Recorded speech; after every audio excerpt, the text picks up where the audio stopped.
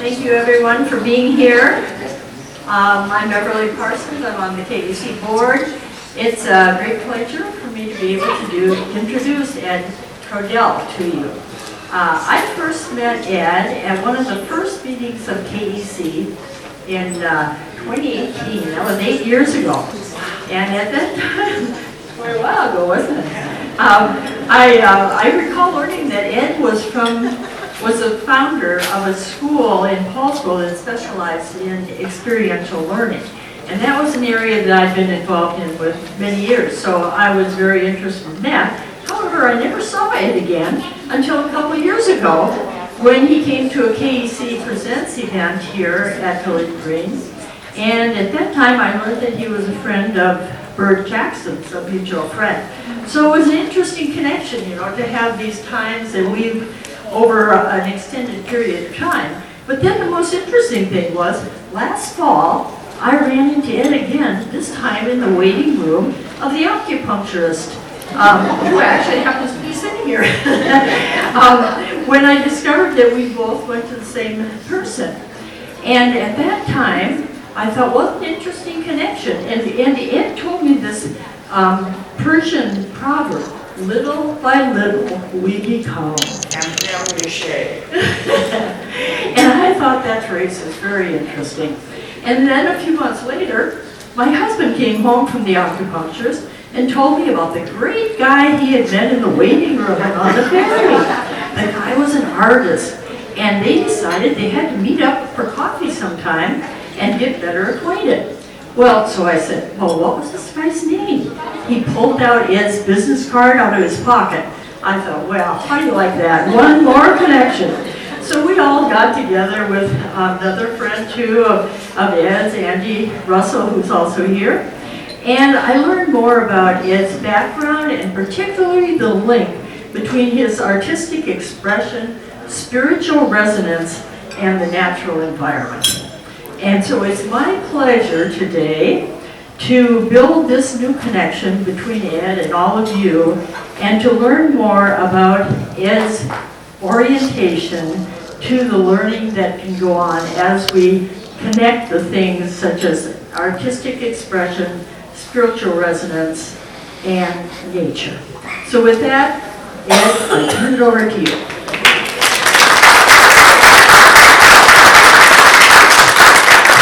Oh, hi. I'm Ed Frodel. This is crazy. I fell asleep before getting here. And that was late. Probably should have set up. But anyway, why am I here? I was invited because of the artwork, and but let me just initiate this. All of this is from Frodel. I've really had quite an experience there, and it's all pen and ink. Now think about it. One mark on canvas or paper, you don't erase it. So every one of these is a pen and ink drawing with a little bit of shading of graphite. But why am I here? Well, because I was invited to be here, and I'm supposed to be able to give a few of my life experiences, and basically, look, I don't consider myself an artist. I'm an educator. I've been in education all of my adult life, and only belatedly did I learn that I had an art talent, and but I'll get to that. Anyway, how many people here are artists? Oh, come on. Oh, sure. How many here? Look, it doesn't matter. I don't care what you're doing. Are you an artist? Yeah, probably most of you are. Okay. How many here have taken a walk in the woods and feel good about it? Come on. Oh, I'm talking to the right people. Yes. Shimmer and Yoku. which means forest bath in Japanese. Shinrin Yoku. We've all experienced it at some time. By the way, in Japan, Shinrin Yoku is a medical practice. The hospitals send their patients out to walk in the woods. Yes.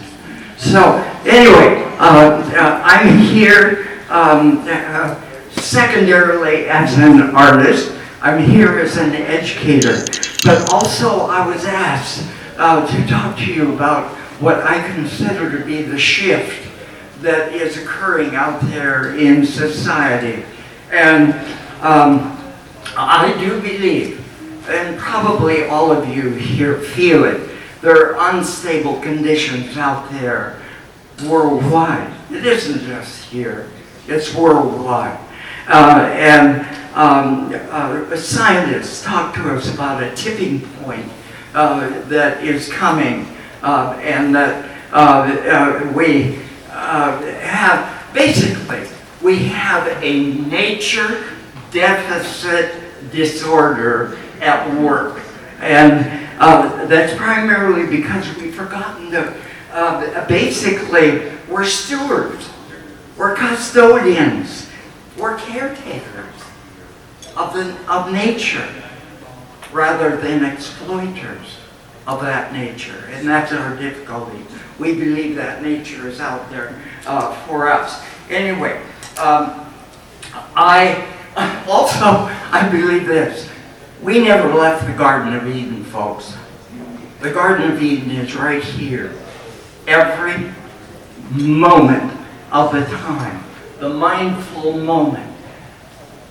Every moment of the time, good, bad, doesn't make any difference. We live it. The Garden of Eden is now. Okay, basically what I'm saying to you is we need a new vision. Desperately need a new vision. And we are part of a larger whole. How do we get there? Okay, the United Nations back in 2015 adopted an agenda that says we're going to have sustainable living by 2030. Wow. How did we get there? Pope Francis in 2015 said that all life is interconnected. Trees, plants, birds, humans, all life is connected. It's all part of one great, big, holistic system. By the way, some of you may be aware of the World Charter. Okay. That World Charter was 1982. At that point, we recognized that we have an environmental issue that we need to confront. Well, anyway, on to the next thing. I'm an educator by profession, most of my life. But I have traveled the world.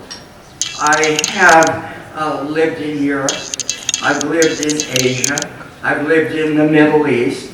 I've studied languages. I know them, no, not really. But I've studied them, and at one time felt like I could do some communication. Anyway, I have a PhD, and I'm giving this information to you because it really is going to be essential. All right?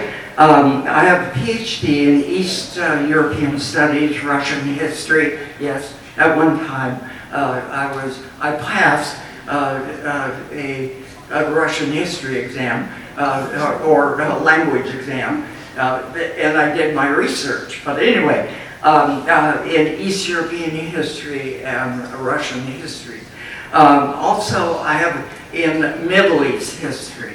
And so I have, you'll be hearing me mentioning some Persian language to you. I lived in Iran for a number of years. Anyway, also I'm ordained as an integral eco minister. I'm not going to try to explain it, but anyway, you get that message. Also, I have been ordained in a worldwide, I'm not even sure how to describe this. It's called the Universal Brotherhood. Have you heard of the Universal Brotherhood? All right. I've met some of the most amazing minds in that brotherhood. Anyway, I practice occasionally Reiki healing, and I say occasionally, and it's mostly distant. Now, can you imagine that here I am standing, I could give a Reiki treatment to somebody off around the world. I've had patients in various places, New York, Hawaii, one actually in South America. But what I'm telling you is there's something greater at work out there. There are fields of energy that most of us aren't paying much attention to. Why should we? Okay? Anyway, my time is going very quickly here. In that, oh, and by the way, I do practice integral yoga every day.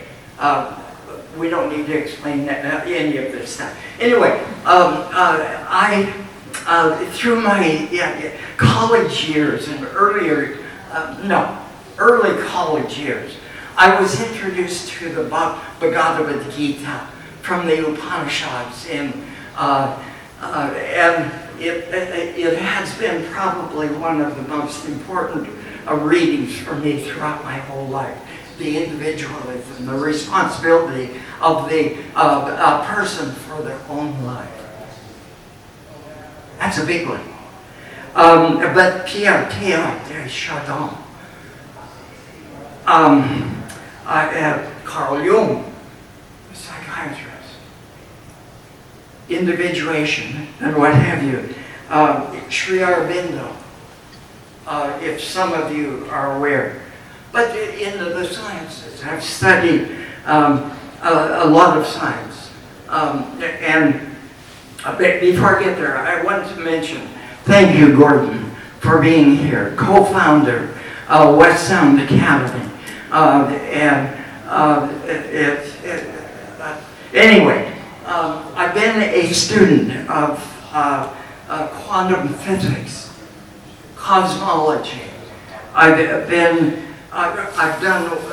read widely in world religions, and I've been involved for many years in studies of brain research, consciousness, intelligence. And then here we are talking about art, and here I'm telling you a history of a great academic, I believe, academic learning. As an educator, a teacher, I became involved with learning styles, and Ted Sizer and Beverly, who introduced me, as I recall, used to work with Ted Sizer and learning styles of kids, children. But really what I was more involved with was Howard Gardner's multiple intelligences. And Howard Gardner said, well, there are 7 basic intelligences. Come on. There are intelligences of all different kinds. But we're even talking about plants. Now, when you talk to Suzanne Simard up in British Columbia, this tree scientist, she'll tell you oh, wait a minute now. There's got to be a degree of intelligence out there. Among those trees, they communicate and they share and what have you. Okay, fine. Intelligence. I was involved a good deal of time, especially Gordon and myself, setting up West Sound Academy. But that 2 years, this is amazing, 2 years after Howard Gardner became so influential, he came up with an 8th one. What was that 8th one? It was nature intelligence. Oh my. I'm going to tell you why that's so important to me. Nature intelligence, because that affected me all my life. As a child, in my childhood, I was considered to be a slow learner. You might begin asking a question, what the heck is that? Well, but anyway, I was considered to be a slow learner. I could have been, at that time, a perfect candidate for what you would call special education now. Why? Well, because I couldn't read. I didn't begin to read until into the 3rd grade, and the teacher became concerned. Eddie isn't learning. And on top of that, a word that didn't exist at that time, I was dyslexic. Now we all know what dyslexic is today. Back then they didn't. All right, and so I couldn't sequence things. I couldn't do mathematics. I remember the teacher having me stay after school. Eddie, I never did figure it out.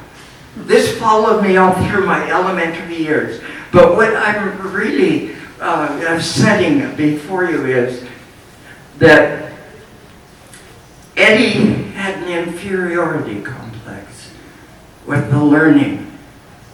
Eddie was always chosen last when you have a class split up. And the spelling bee or the math bee, Eddie, you take Eddie at the end. I had a deep inferiority complex. Now wait a minute, I was telling you something at the very beginning. I have a doctorate. I've traveled the world. I've learned languages. What's going on here? Something, and what I'm really, this is part of my message to you, is that we express ourselves. I believe this. What you believe is what you are. And if you tell a child and keep telling that child that they are a slow learner, you bet they're going to be. Yeah. So anyway, that's the dilemma. How did I end up doing this? How did I end up doing what I'm talking about in terms of traveling the world and what have you? Okay, because there's something else that I want to add, and I don't even think my daughter here may know this, but maybe she does. I don't know. I see energy. As a child, I remember being out in the forest, and I would see the energy of the trees and the energy of the plants. I felt a solace of being there. This kid with inferiority complex is out in the woods feeling that energy. But I also want to tell you, this may sound kind of crazy. I see your energy across this whole room. I learned something as a child, but how does a child explain? How does a child say when you don't know any differently? And your parents don't know any differently? And other people don't know any differently? All I'm saying is, I was seeing auras around people. I was seeing energy. I was feeling energy.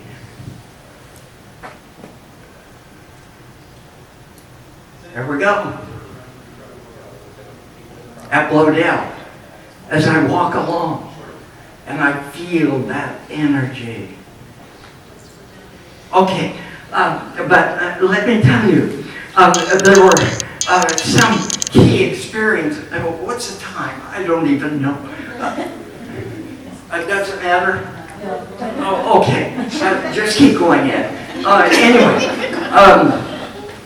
so I had this sense of energy, and only my wife, Anne-Marie, really knew that I was so sensitive. Later on, when I got married and started a family and what have you, Anne-Marie was very much aware of that.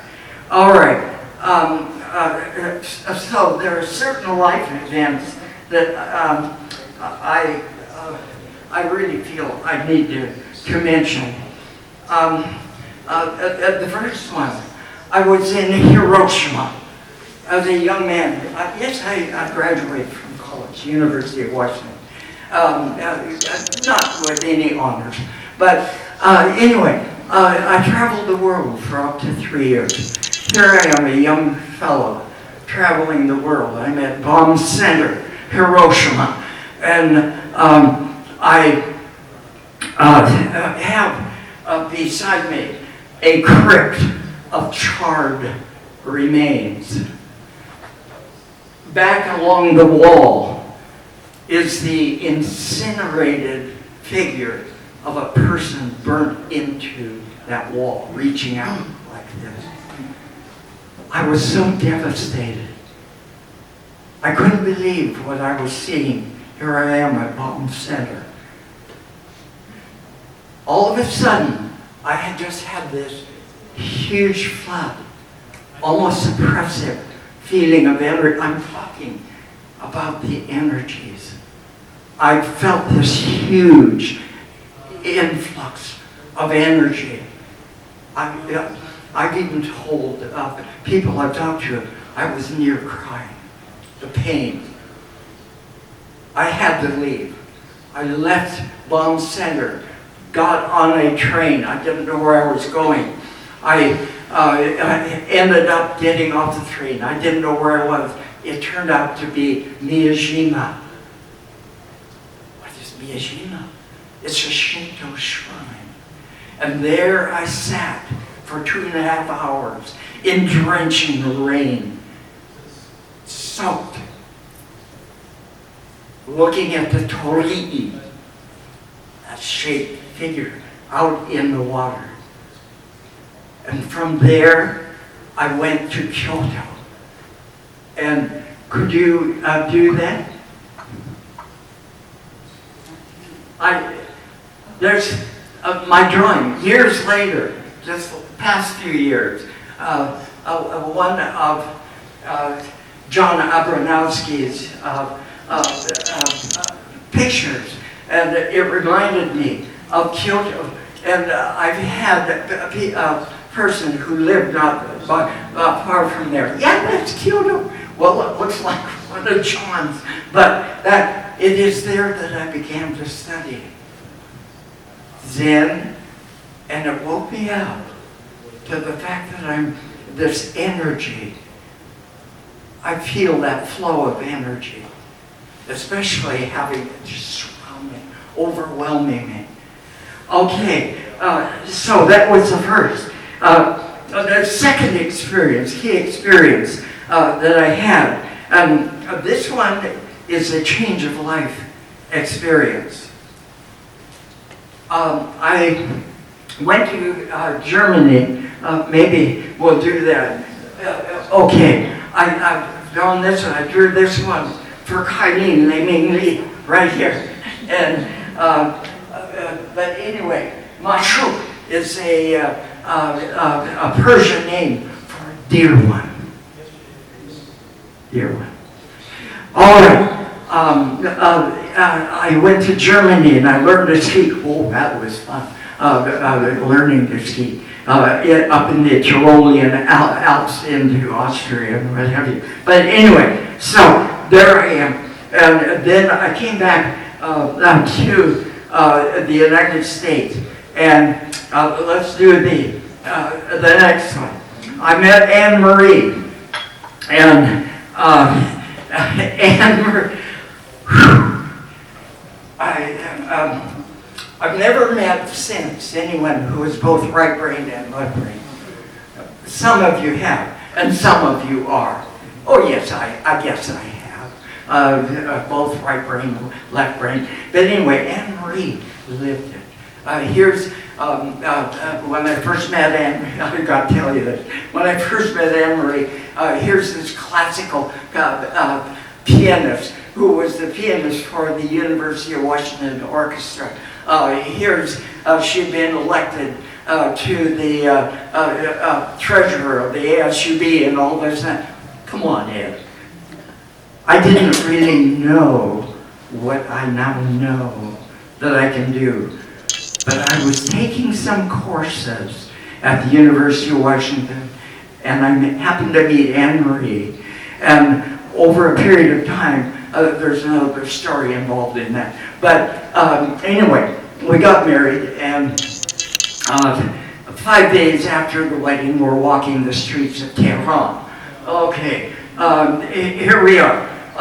This is in Iran. And that mountain is Tochal. My story is about being at the top of Tochal. And Tochal is about 13,400 feet in height. It took us a day, 2 days to climb, 1 day to come down. But there I am, standing up on that ridge right up there in the very top. All of a sudden, I had one more of those energy experiences. I cannot describe this, really. I felt it. I'm looking down from that precipice down, and the city of Tehran runs all the way down to about a 4,000-foot level. This is just the village at the upper end, Paskale. And anyway, from that experience, when we came back, I might add to this, all the students that I had, we were both teaching, all of the students that I had, most of them spoke at least 3 to 5 languages. Why?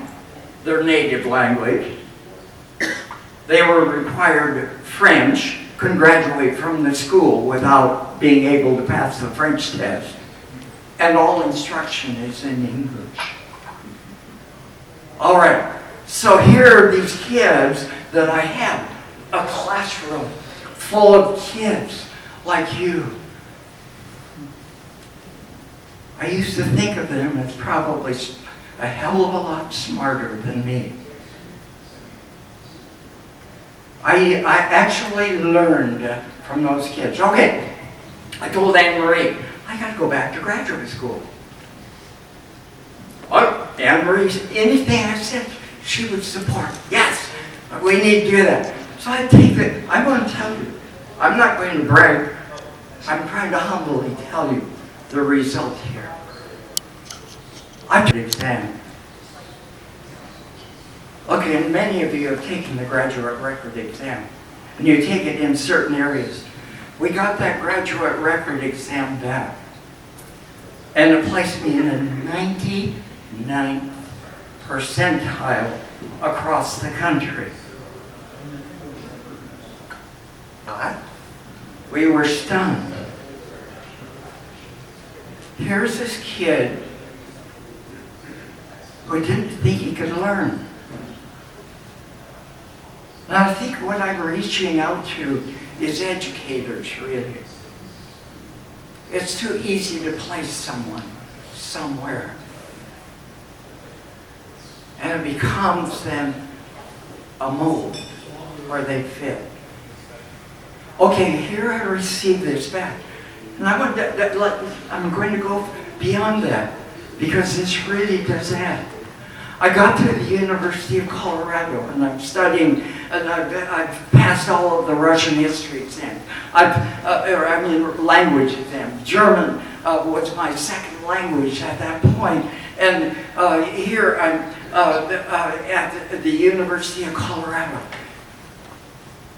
I was offered at the end of my first year a teaching job at the University of Colorado to teach history. I didn't apply for it. They said, Ed, would you like to have these courses at the Denver Center? I'm telling you, we don't know who we are. We learn who we are over periods of time. But I'm telling you that there are experiences. Both my daughters, Cara and Meg, were born while we were there. I spent 5 years teaching at the University of Colorado. Could we have the next? How are we doing time? We're okay. Anne Marie, we drove up to.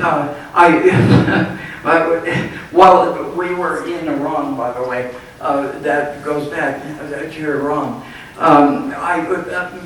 We bought a VW microbus, and I refurbished it, and we drove all the way from Tehran up to northern Norway and back in the summer's time.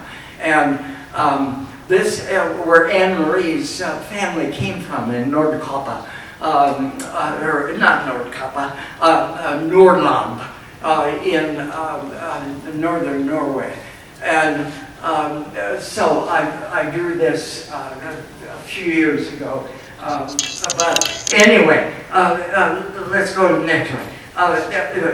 Whistler, Canada. No, that one, I left the University of Colorado because I had a possible teaching job at PLU. And so, anyway, we came back, and here we're living in Paulsville, and I'm driving daily all the way to PLU over in Tacoma. Okay, that's enough of that stuff, we said. And so we had a piece of property, and the girls were young, and just about just starting school time. And so this is my drawing of back home. That's what I was raised in. That's what I experienced as a child. That's where my energy really came from. Let's go to the next one. There we are, up in British Columbia. This is probably one of the most important periods. Mind you, I had never drawn anything, nor did I know that I could draw. Okay. Things are going to change here. And Anne-Marie had been diagnosed with cancer, and she had been in chemotherapy, and I say, okay, let's go up to Whistler. Let's get away. All right, so here we are, and we're standing out on a bridge, right, looking down at that picture, and it's called the River of Golden Dreams. Okay, we're standing on the bridge. She looked at me and said, Dad, I want to live.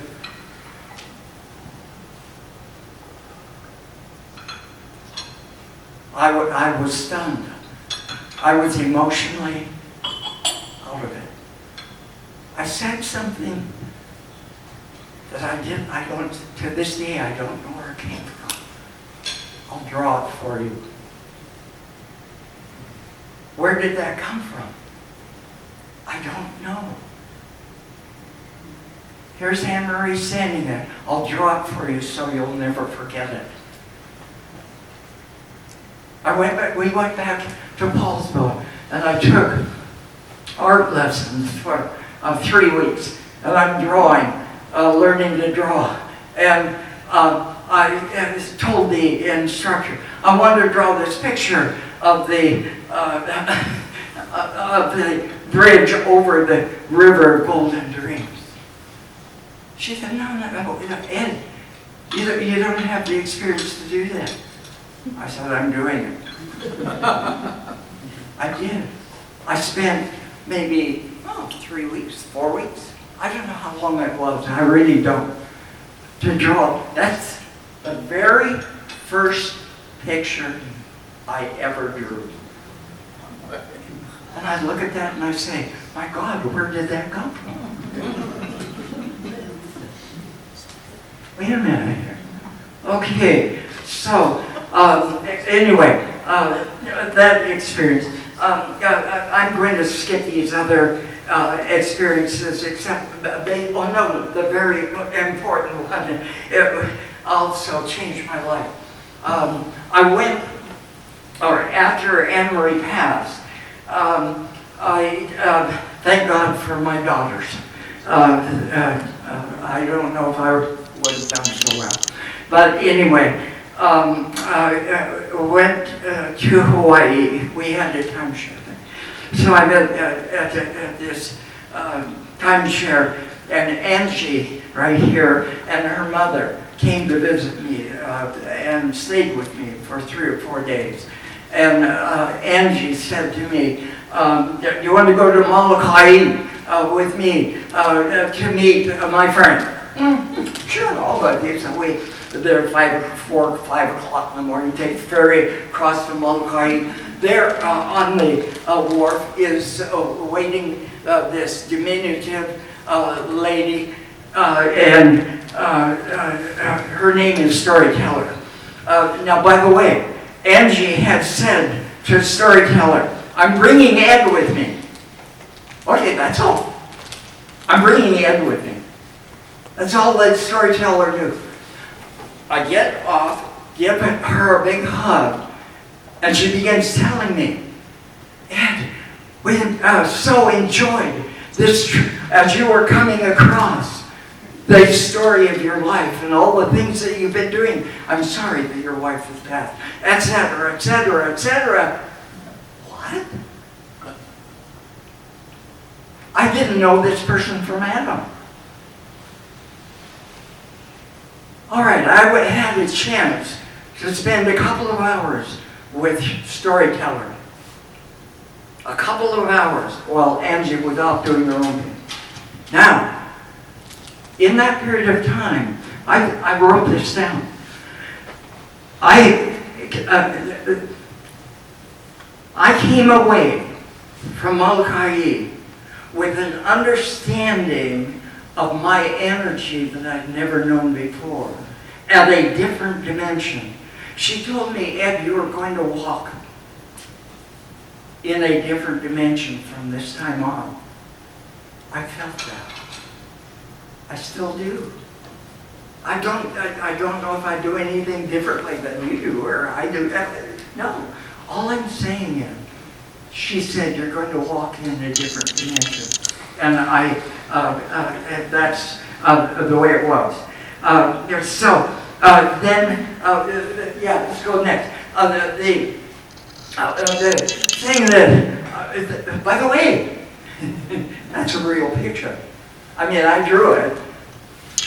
Okay, I'm out in the desert at La Quinta, down in Southern California. A lot of you have probably been to Palm Springs, south of Palm Springs to La Quinta, up in the high desert area with the Santa Rosa Mountains all wrapped around, whatever. I'm going to tell you the story. I'm going to take the time to tell you. This is fascinating. I'm out there by 6:30 every morning. Spend a month right in La Quinta, out every morning, early. Okay, so here I'm out by myself. This big, huge desert, mountains up here, and the mountains over there, they're mountains. La Quinta back that way. All right, sun is coming up in the east, up over here. And I could just see the coloration of it. Oh, still in shade here. And I'm standing looking to the west. And as the sun is coming up here, the light is coming like this. You know where I'm leading. that light coming like this, and at one point I became so enraptured by this light that was surrounding me. I had a huge emotional, sensitive event right out in the desert. And when I started doing all the drawings, go to the very next one. Oh, that one, that is the actual formation of the land. I could feel the energy flowing down from those mountains right down into that valley. Looks like it, doesn't it? It's flowing down, but that is the shape of those little canyons and what have you there. Let's go to the next one. The Joshua tree. Oh God, can you figure out what the origin of a Joshua tree would be? Look at that thing, it's crazy. But anyway, I spent a lot of time drawing these the different life forms out in the desert. I was disappointed. I went down there thinking I was going to join an art group and what have you. That didn't work out. I came back, thank goodness, Cara, right here, invited me and my older daughter. Let's go to Frodel. All right, I've given you a background of Ed Frodel. And I'm at Frodel. And I could spend, you don't want this. I put up here all these books of the people that I've read about force and what's going on under the earth. And do any of you know Suzanne Simard? I know Mark does. Huh? You've heard her. Yeah, you've heard of her. Oh, that's what I mean. You've heard her. Okay. Yeah. Amazing individual. When I heard her, I couldn't believe her calmness and her attempt to communicate with the authorities or people who had anyway, Suzanne. All of the books are there. I then start this sensitivity that I had. I started drawing, and within 2.5 months, I had drawn all of that. Okay, and I want to tell you I'm going to skip a lot of this. I want to tell you about this very last one. This one.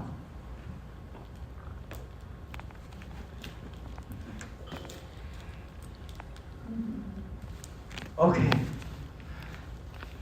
And then it will close.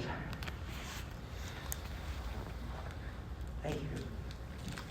Did you see it over here? Yeah. The detail in that, what have you.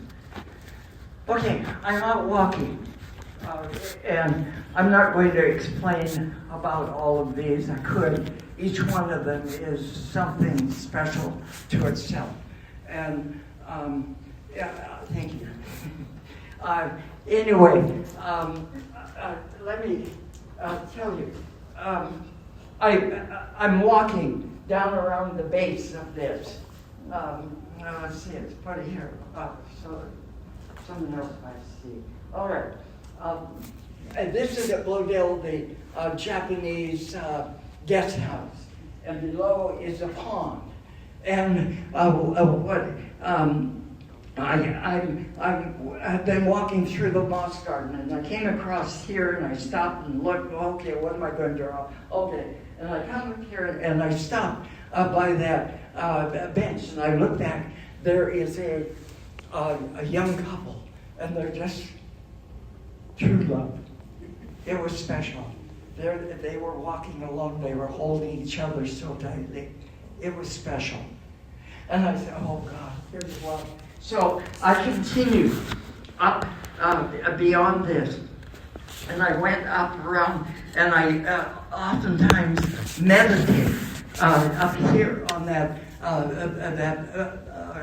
deck, looking out over this. So here I am.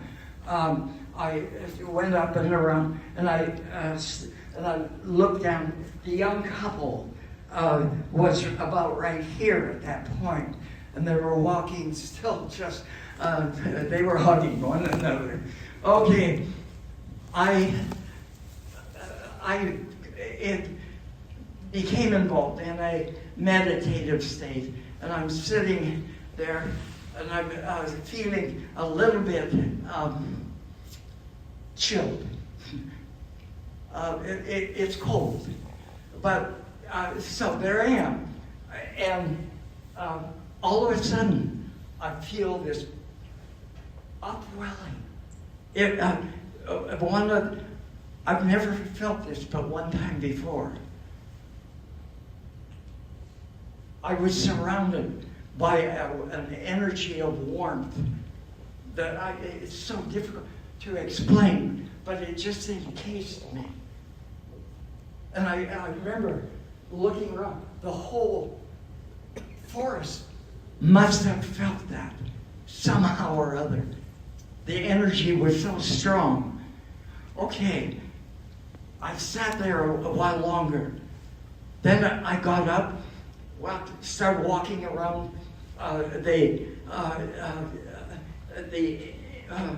maybe we do that. I'm not sure. But anyway, walking around. Oh, jeez. No. We probably ought to back up because we get to know. There's a whole nother side of me. Okay.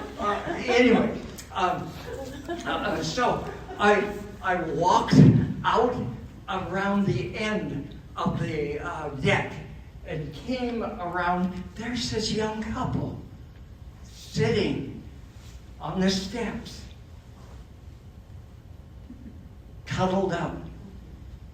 And so I proceeded, and I started stepping down. I turned, and I greeted them. She looked up at me. These big, dark eyes. Beautiful young lady. Just shining. And she said, "We were just engaged." And I'm saying, yeah, they were all cuddled all over. That they were probably engaged in somewhere before, they're there celebrating or what have you. And so I said, "When?" She said, "Just now." I say, "Where?" She said, "Right down there." What had been that warm surge of feeling that I had felt? That was a sense of love, really, that is rare. I had felt their love. So I went home. I spent a day and a half drawing, thinking, I have experienced love like few people ever do. So my Frodel drawings, each of them I could tell a story about. That last one. But what I really want to do is end our talk here with a Persian lesson to you. Having been in Iran those years, I heard this blessing often.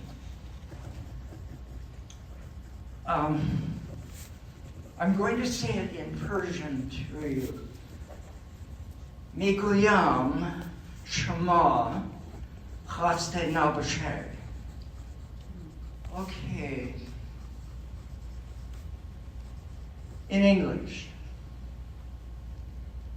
Miguyam, I say Shema, to you. Miguyam Shema. Haste Nabashe. Haste means tired. Nabashe means don't become.